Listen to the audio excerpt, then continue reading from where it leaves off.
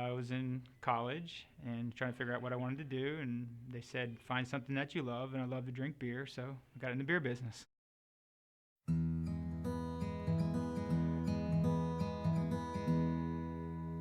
What I love about the beverage industry, it's about people. Whether it's the people that we work with, the customers that we service, our supplier partners that we build our brands plan with, all the way down to the consumers you'll meet in a store or a beer. Every facet of this industry is touched by a human being. I have the privilege of representing Virginia's independent family-owned beer distributors here in the Commonwealth of Virginia. Since we're independent, we can't be controlled by our suppliers, which allows choice not only for what we carry, but what the retailers see and what the consumers see. If you compare the choices that you have going down a soda aisle and the number of companies that are represented on a soda aisle versus the number of companies that are represented on the beer aisle, you'll see a dramatic difference in the number of companies and brands available. And we put over 1,000 trucks on the road every day. Virginia distributors employ close to 4,000 individuals. We service over 17,000 accounts from nearly 40 facilities from across Virginia. Our job is to make sure that being the middle tier of the industry, that we're the face of the brands and the market in which we service.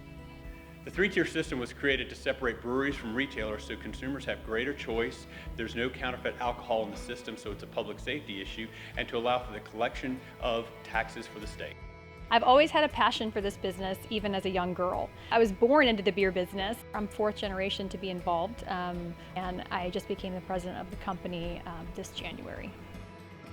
The beer industry today compared to 10 or 15 years ago is a lot like America. America has evolved over time where we have both female and male in leadership roles. We have minorities like myself, Patrick Collins in the leadership role, and the beautiful thing about the industry and why I keep coming back to the people is that there's someone out there that recognized whether there was a young lady or a young African American that were worthy of an opportunity and gave me one. So 10 or 12 years ago, similar to the industry being dominated by just a few large companies, the industry was predominantly male, and I think got a lot of new fresh faces, a lot of diversity that's been added to the industry, which has all contributed to the overwhelming success that the industry's had in the last decade. It's made the industry more approachable, more interesting, I think, to a wider group of consumers.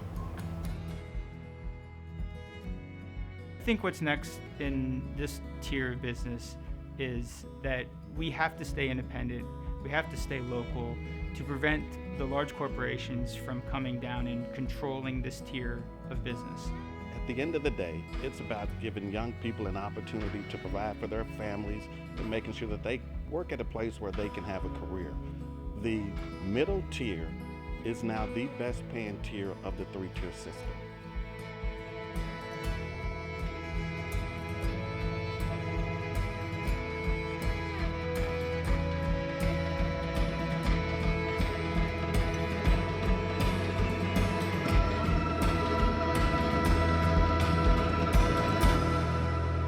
They're great jobs and great people.